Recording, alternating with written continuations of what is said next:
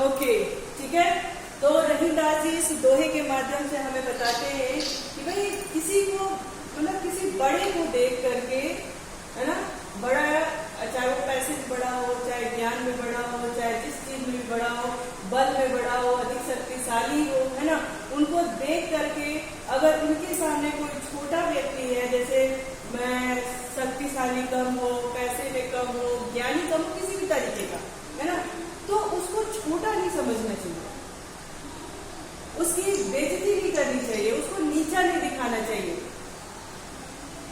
कहीं ना कहीं वो अपने आप में बहुत महत्वपूर्ण हो सकता है कि वो भी मतलब किसी की बेइज्जती हम नहीं कर सकते, इसका अधिकार हमारे पास।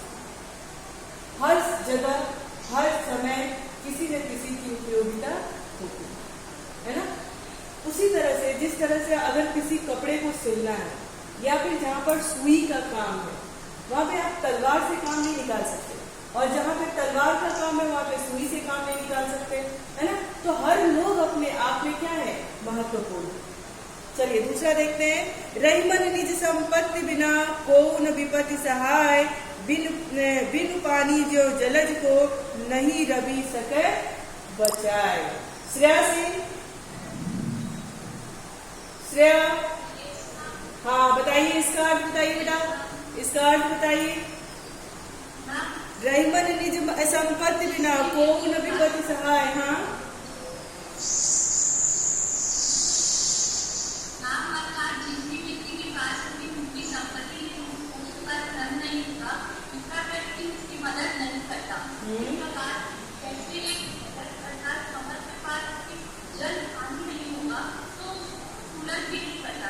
बिल्कुल, है ना। तो मतलब रहीमदास जी का कहना है संपत्ति हो, अपना विवेक हो, अपनी बुद्धि हो, अपने अंदर कोई काबिलियत हो, जब तक वो क्वालिटी आपका आपके अंदर नहीं होगा, कोई चाह के भी आपकी सहायता नहीं कर पाएगा। अब मान लीजिए कि हम आपको समझा रहे, आप समझना ही नहीं चाहते, मैं आपकी कितनी हेल्प करूंगी, सुबह में आप देखने जाओ बेटा, है ना। तो लोगों के अंदर अपनी चीजें होनी चाहिए, उनके अंदर कोई ना कोई गुण होना चाहिए, सीखने की क्षमता होनी चाहिए, संपत्ति होना चाहिए, कुछ भी होना चाहिए, है ना। यहाँ पर संपत्ति की बात की गई है।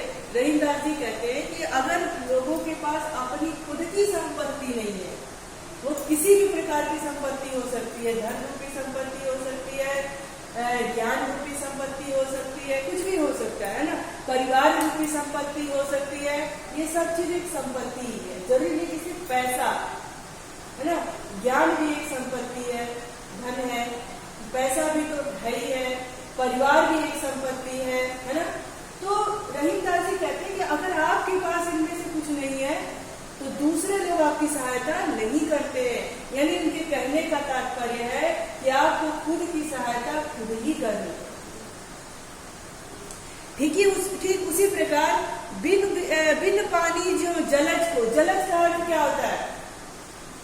अंशिका यादव, अंशिका यादव, जलज का अर्थ क्या होता है बेटा? जलज का क्या अर्थ होता है?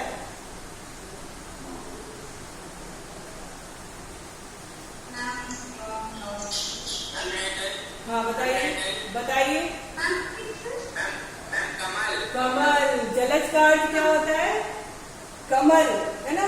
तो कहते हैं कि बिन पानी जो जलज, यानी बिना पानी के कमल नहीं खिल सकता, है ना। सूर्य का है उसकी कितनी भी सहायता करे। यहाँ पे दिया है उन्होंने, बिन पानी जो जलज को नहीं रवि सके बचाए। बिना पानी के अगर कमल पानी में नहीं है तो रवि उसकी कोई सहायता नहीं कर सकता, उसको किसी भी तरीके से नहीं बचा सकता, है ना।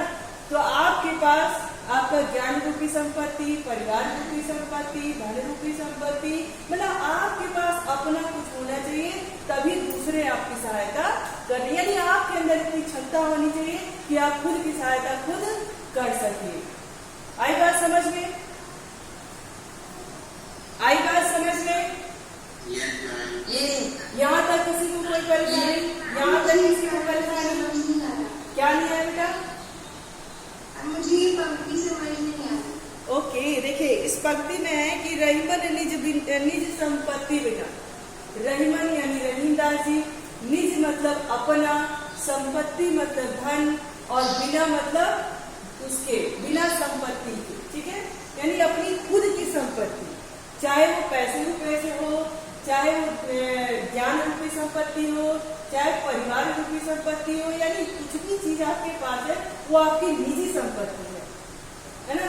तो रहीमदास जी कहते हैं कौन विपत्ति सहाय, तो आपके ऊपर अगर कोई विपत्ति पड़ जाती है तो दूसरा कोई आपकी सहायता नहीं कर सकता, है ना। कोई भी विपत्ति में कोई सहायता नहीं करता।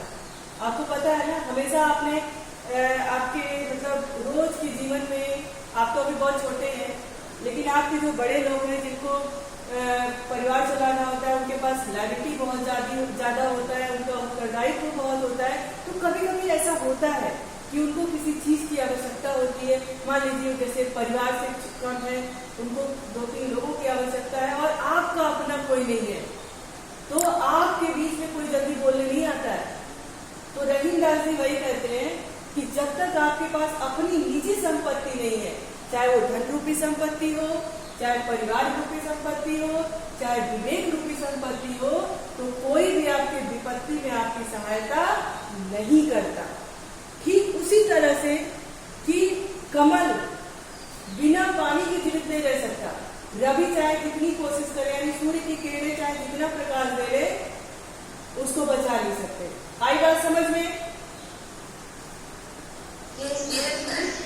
हाँ, अब देखिए अगला है रहीमन पानी राखिए बिन पानी सब सून। पानी का 2 अर्थ होता है, क्या क्या होता है? हाँ बताओ। हाँ, एक तो आपकी इज्जत से होता है, चमक अर्थात इज्जत, भाई चमक है, इज्जत है तभी तो चमक रहे हो आप, है ना। तो एक तो आपकी इज्जत होता है और दूसरा क्या होता है? जल, पीने वाला पानी, है ना। तो आप दोनों के बिना नहीं रह सकते। अगर आपकी कोई सेल्फ रिस्पेक्ट नहीं है तो आपका सरवाइव करना बहुत मुश्किल होता है, आप अंदर अंदर ही घुटते रहते हैं। सपोज मतलब बहुत बड़े समाज की बात नहीं कर रहे हैं, आपके 2 भाई बहनों की बात कर रहे हैं। अगर आपका छोटा भाई आपकी रिस्पेक्ट नहीं करता, उसकी नजरों में आपकी कोई इज्जत नहीं है, तो आप बहुत खुश हो जाओगे, खुश रहोगे आप? बोलो भाई, नहीं खुश रहोगे। तो वही रहीमदास जी कहते हैं कि रहीमन पानी राखिए, यानी अपनी इज्जत को बचा के रखिए। आपकी मान मर्यादा, आपका सेल्फ रिस्पेक्ट सब क्या है? आपके हाथ में है, इस पर कोई आँच मत आने दीजिए, है ना। इसको हमेशा संभाल के रखिए। बिन पानी सब सून, बिना इज्जत के सब बेकार है। अगर आपके पास आपकी कोई सेल्फ रिस्पेक्ट नहीं है तो क्या है? सब बेकार।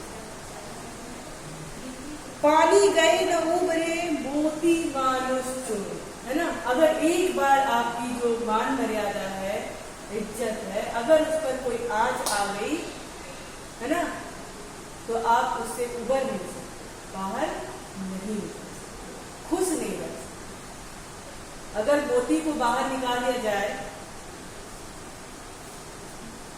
मोती मानुष चूर, इसका क्या अर्थ होगा शशांक मिश्रा? शशांक, यस बोलिए बेटा। शशांक बोलेंगे, शशांक बताइए। हाँ बोलो बेटा। मोती मानुष चूर, अगर एक बार में पानी नहीं है, मोती का कोई मान नहीं रहता, क्योंकि ऐसा कहा जाता है कि जब मोती में जो मोती का सीप होता है, हाँ, उसमें पानी जाता है तभी ये मोती बनता है। हाँ एग्जैक्टली, है ना। आपने देखा होगा, बिल्कुल, यानी पानी के बिना कुछ भी अच्छा नहीं है। मोती, एक तो पानी के बिना मनुष्य का भी कोई मोल नहीं है।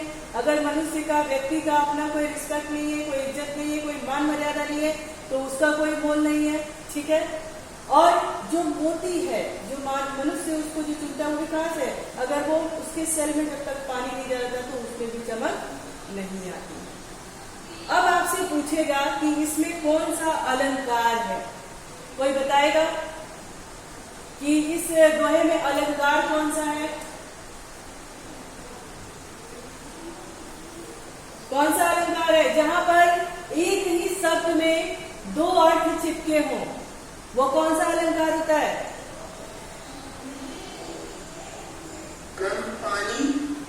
पानी का दो अर्थ है, एक तो है जल और एक क्या है?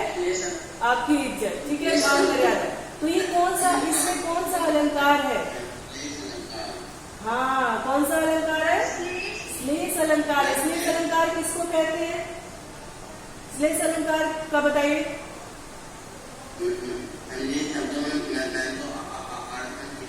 हाँ, श्लेष अलंकार अर्थात श्लिष्ट, चिपका हुआ, यानी एक ही शब्द में जहाँ दो अर्थ चिपके होते हैं वहां पर क्या होता है? श्लेष अलंकार होता है। और यहाँ पर जो पानी शब्द है इसकी आवृत्ति कई बार हुई है, परंतु इसका अर्थ क्या है? दो है। तो यहाँ पर क्या हो जाएगा? श्लेष अलंकार हो जाएगा। आई बात समझ में? अब आप देखो, इसी तरह से आपने अलंकार पढ़ा है क्लास 8 में। इसी तरह से जितने भी दोहे हैं उसमें कोई ना कोई अलंकार है। तो आज का आपका ये होमवर्क है कि प्रत्येक दोहे में कौन सा अलंकार है मुझे ये देंगे, लिख करके मेरे पर्सनल पर शेयर करेंगे। आई बात समझ में? आज आपका यही होमवर्क है। मैं आपके, हाँ बोलो बेटा, बोलिए। क्या बेटा? बेटा आज ही भेजना है, चाहे जब भेजना। ठीक है? हाँ बोलो।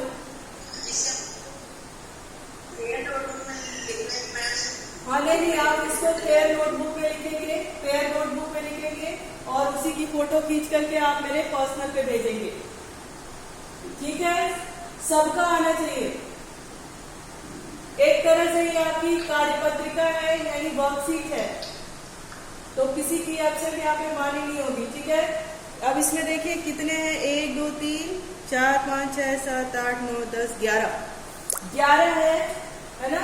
11 में किसी 10 का आपको करना है। ठीक है? और ये कितने नंबर के हैं? 20 मार्क्स के हैं। कितने नंबर के हैं?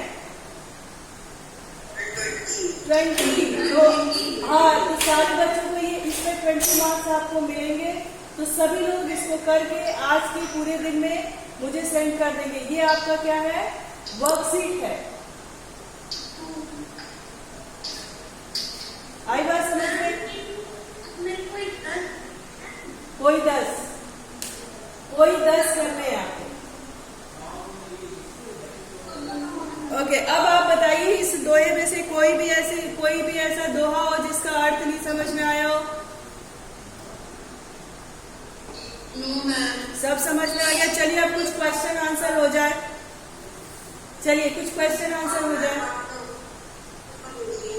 क्या बेटा?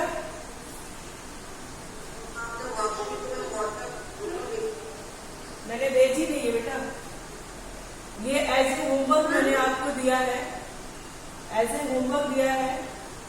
इसको वर्कशीट फॉर्म में भी दे सकते हैं और ऐसे भी करा सकते हैं। ठीक है? बस आपका मेरे पास रिकॉर्ड मेंटेन होना चाहिए। वो रिकॉर्ड कैसे मेंटेन होगा? जब आप मुझे भेजोगे। क्लियर है सबको?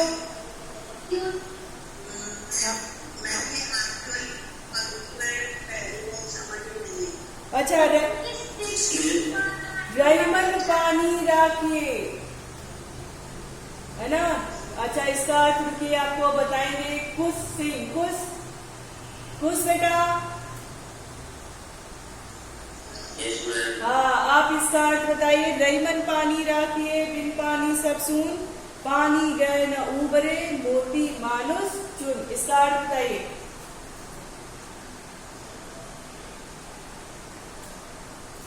सिर्फ आप नो कुछ सिंह बताएंगे। ये वाला नहीं आता है। ठीक है, पॉइंट नोट कर रहे बेटा, ये वाला नहीं आता है। चलिए, ये कौन है? बेटा नाम जिसका? सुधा कुमारी। आप बताइए बेटा। मैम जी कहते हैं कि हमें अपने इज्जत और मान मर्यादा को बचाकर रखना चाहिए, क्योंकि अगर एक बार चली जाती है तो मैम ये वापस नहीं आती है और मैम किसी मेरा मुझे सुनना होता है और हमें इससे मैम जिस प्रकार मैम बिना मोती के मैम उसको चमक नहीं देती, उसी प्रकार हमारी इज्जत हो जाती है। बिल्कुल, वेरी गुड, है ना। चलिए, आया समझ में? किसका डाउट था, आया समझ में? ओके, चलिए अब बताइए सानिया।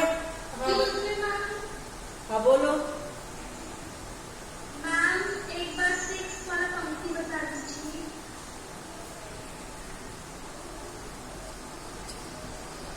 सिक्स वाली पंक्ति कौन सी है? ये धनी रहीम जल पंख को।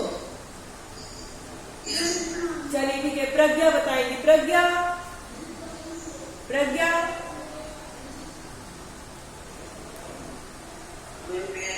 नो, प्रज्ञा, प्रज्ञा, प्रज्ञा अनम्यूट करो बेटा अपने आप को फर्स्ट। प्रज्ञा अनम्यूट करिए अपने आप को। हाँ, आप बताइए इसका अर्थ।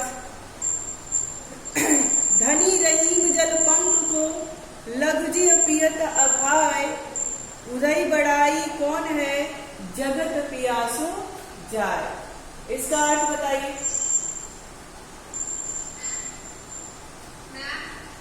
मैम इस दोहे में रहीम जी कहते हैं कि हमें किसी को देखकर किसी आकार को देखकर किसी की प्रतिभा का अंदाजा नहीं लगाना चाहिए। पढ़ के बता रही बेटा।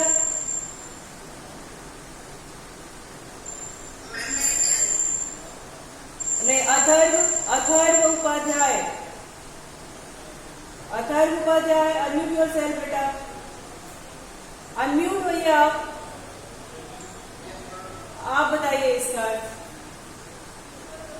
धनी रहीम जल पंख के लघुजी पियत अघाय, उदय बढ़ाई कौन है जगत पियासो जाए। इसका अर्थ बताइए।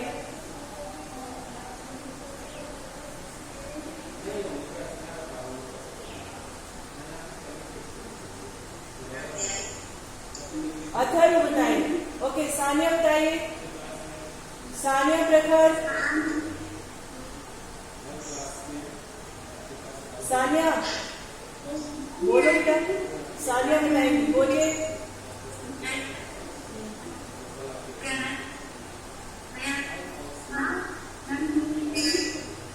सानिया बताएंगी, सानिया प्रखर। बताओ।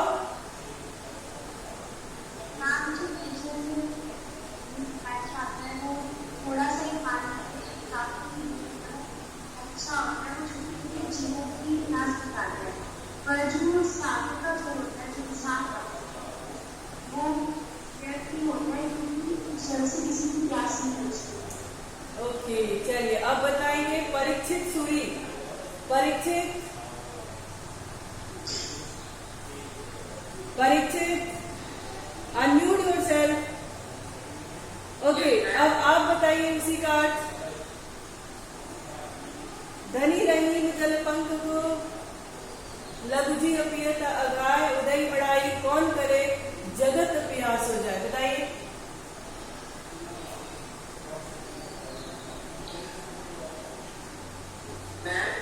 हाँ बोलो।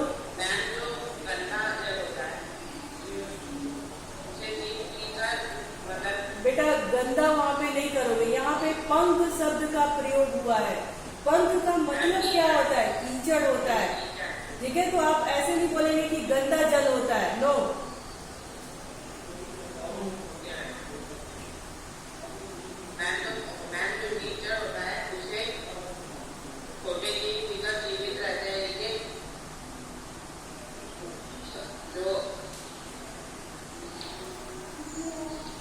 मुझे बिल्कुल अच्छा नहीं लगा।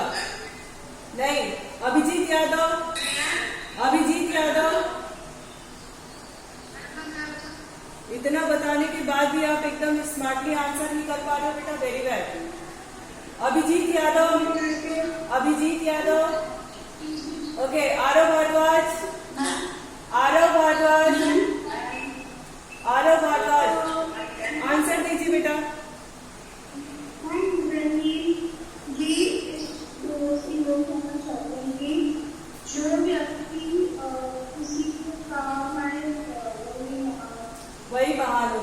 किस प्रकार से, क्या उन्होंने बताया इसमें अपने दोहे के माध्यम से?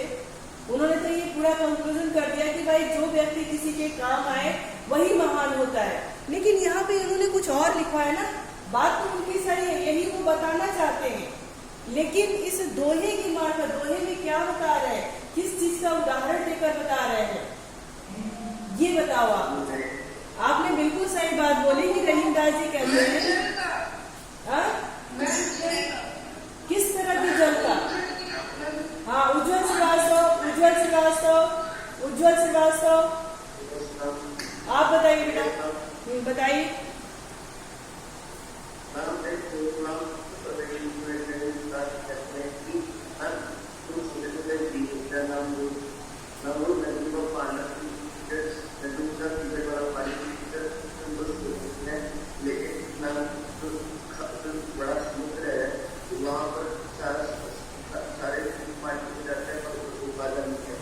बिल्कुल, देखिए ध्यान दीजिए एक बार, बिल्कुल एग्जैक्टली, ठीक है, तो ध्यान दीजिए।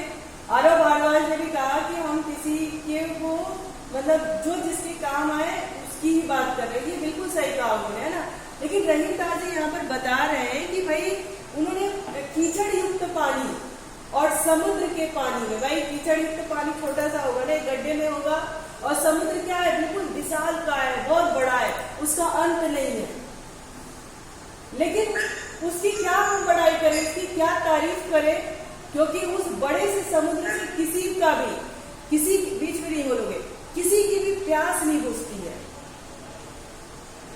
उसके आगे तो ये जो छोटा सा कीचड़ भरा जल है वही अच्छा है ना, क्योंकि उसमें कितने सारे जो हमारे जीव है, कीड़े मकोड़े हैं, वो अपनी प्यास बुझा लेते हैं, है ना। तो रहीमदास जी वही कह रहे हैं कि भाई हम उनकी पढ़ाई करें जो किसी के काम आ सके, उसकी क्या पढ़ाई करें कि उनके पास बहुत सारा कुछ है पर वो किसी के काम ही नहीं आ रहा है। आपके पास बहुत सारा धन है पर किसी दुखी व्यक्ति की, गरीब व्यक्ति का, किसी जिसको जरूरत है उसके काम आपके पैसे नहीं आ रहा है, तो फिर आपके पास कुछ भी धन हो, कुछ भी हो, वो क्या है, समस्त लोगों के लिए और लोगों के लिए व्यर्थ है ना। तो उन्होंने यही बताया है कि भाई जो ये कीचड़ युक्त जल है वही अच्छा है हमारे लिए। क्यों? क्योंकि वो किसी के काम तो आ रहा है, उसमें अनेक जीव जंतु जो है वो अपनी प्यास बुझा पा रहे हैं, लेकिन वो समुद्र जिसका पानी खारा होता है उसमें उस पानी से किसी की भी प्यास नहीं बुझती है। आई बात समझ में? और बेटा आप लोग आंसर नहीं कर पाते हो, ये मुझे बहुत मतलब कष्ट होता है इसको देख करके। जान लगा देते हैं आपको समझाने में, पर आपके पास से कोई आउटपुट नहीं आता। क्यों? आप सिर्फ सुनते हो, समझने की कोशिश नहीं करते। मैंने मना किया है कभी क्लास में कि आप 1 से 2 बार क्वेश्चन नहीं पूछ सकते? बोलो, फिर आप क्यों नहीं पूछते और क्यों नहीं मेरे प्रश्न का उत्तर एकदम उसी तरह से देते हो जैसे मैंने आपको बताया है? क्यों आपको लगता है कि पूछने के बाद प्रश्न, मुझे ऐसा लगता है कि आपके समझ में कुछ नहीं आया?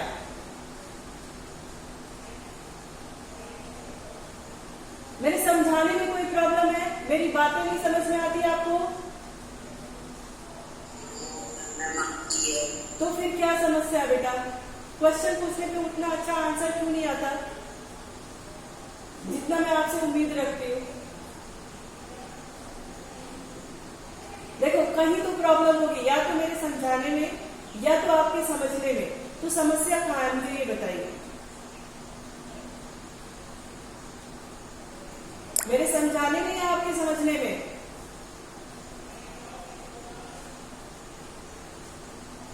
बोलो भाई। प्रतिष्ठा सिंह, प्रतिष्ठा सिंह, आंसर करो बेटा।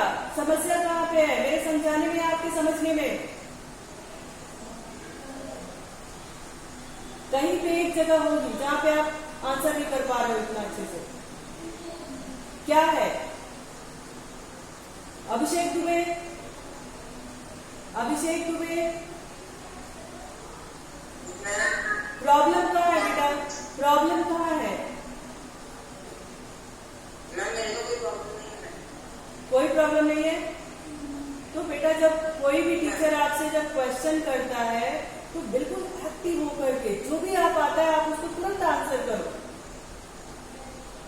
ऐसे चुप रह करके वाया वाया दौड़ते ये अच्छी बात नहीं है, ठीक है। आप तुरंत आंसर किया करिए, तुरंत रिप्लाई दिया करिए, इससे टीचर को भी अच्छा लगता है और आपको भी अच्छा लगेगा कि आज मैंने कुछ किया।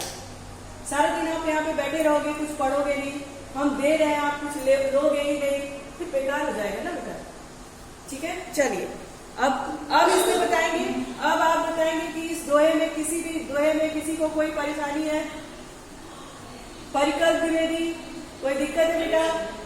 हाँ बोलो। ओके, तो चलिए आप क्वेश्चन आंसर करें। हाँ बोलो, कौन है?